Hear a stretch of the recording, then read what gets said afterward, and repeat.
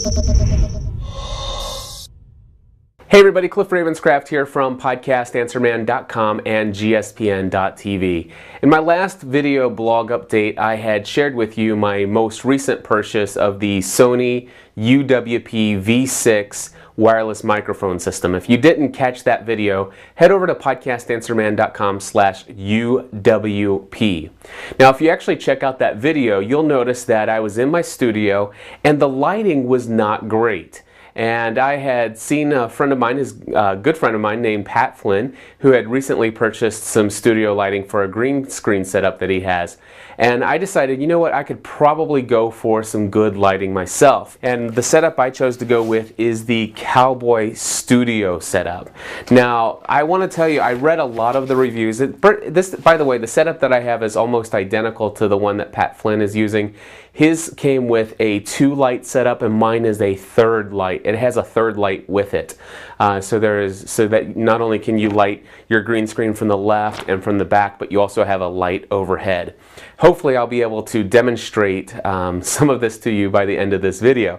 I want to tell you, I did read all of the reviews that were out there, and a lot of people were very critical of the unit that I purchased. A lot of people were complaining that this is very, very flimsy, and that if you're not extremely careful with this, that these could maybe strip out, or it seems ultra lightweight, doesn't seem very durable. Well, what I have to say about that first and foremost is that if you look at the lighting system that I've purchased, there are equivalent or lighting kits that are just like this as far as looks, but as far as durability and some really good rugged solid design, a lighting set should end up costing you somewhere around $1,200, $1,400 on the low end and go up from there. What I'm looking at is where I actually purchased something at the cost or the price range of under $250. So when you consider the fact that you're paying so much less, I mean $1,000 less, then yeah, you can imagine that the quality of these cables here, or these poles, are not going to be up to the professional grade quality. That being said, if you know it ahead of time, I think that you can set your expectations right and take very good care of this equipment. Now, if I was going to be if I was a professional photographer or a professional videographer, I don't know that I'd want to be taking this in and out of a bunch of locations and stuff like that, setting it up, tearing it down, setting it up, tearing it down. But for what I plan on using, just basically setting it up in the studio and pretty much leaving it set up. On the rare occasion I might take it out of the studio and go somewhere else, on a very rare occasion, then I think this is going to work for me. The other thing I want to say is that some of the reviews talked about the instructions or the lack thereof. And this, my friends, is definitely one place where I think that they could have spent just a little bit more money. The very first thing you want to pull out is one of the tripods. Slowly and just very carefully pull this apart until you see it come up right like this. You actually strip things out and stuff like that. Again, this isn't the greatest construction, but it's going to do the job, I think. And set it on top of here, and then put it on like that. And now you can see where that's on there, and of course I could tighten this down and we're good to go. The thing is, though, is we want to put the lighting softbox on here, and I'm going to show you how it looks like this. And again, the instructions on how to do this are horrible. The other thing that you're going to get are these little rods that are going to hold. So the very first thing that you want to do is take your lighting unit, and you'll see that there's a little bit of a lip right in here, okay? And you can see that this is kind of flexible, and I want it on my own where Cowboy Studio is actually at the top, okay? So if we have it like this, and then I want Cowboy Studio to be at the top, down like this. And so what I'm going to do is just put this right under here, and then I'm going to hold that right there, and we've almost got it.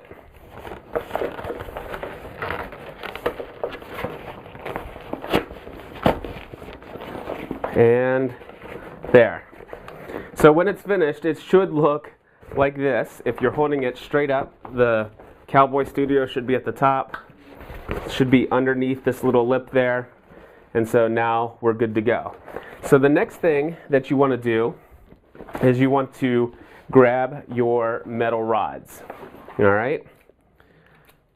Take the rubber bands off. Make sure that you do not take off the little white caps. Those white caps will be very important to make sure that you don't puncture through the material. All right? Now, when we are looking at this device here, what I want to show you is that you are going to see some holes that are pre-drilled kind of right into here. All right, and those holes will determine how you have this oriented. So again, I want the Cowboy Studio to be right up at top, and you're going to see that there are some Velcro. There are some Velcro connectors here, some black Velcro connectors. We're going to do those two last. This right here, the lighting system, has a hole that kind of lines up and points toward the edge there. All right, and so what I'm going to do is I am going to stick this right in here and put it inside of this foil envelope here. All right, right there. So there's that down in there until it locks into place. And we are going to bend this until it gets in there. Now when you want to put in the ones with the black Velcro, you'll notice that the Velcro kind of has a little liner where it has a hole inside of here. All right, so you can kind of poke it right through this hole. And then you, again, put that into the hole on the lighting unit that corresponds with that. Again, fold the Velcro over top of itself right there, and there we go. Stick it through the soft end, behind the soft end of the Velcro, and again, that's just right inside of there.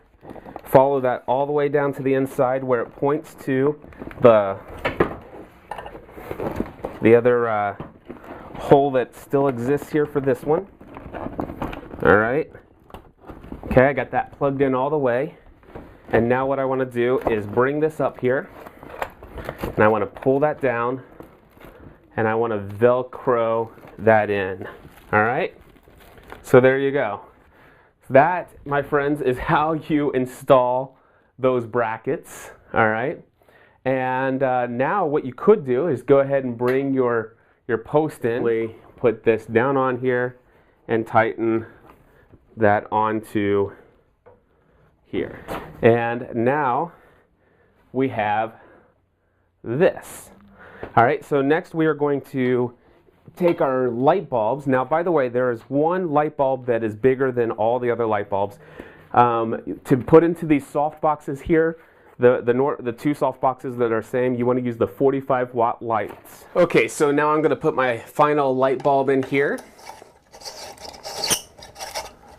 I actually want to say that I am impressed by the length of the cable that they provide, and that just goes into the side here. What you do is then test and make sure each of the lights come on.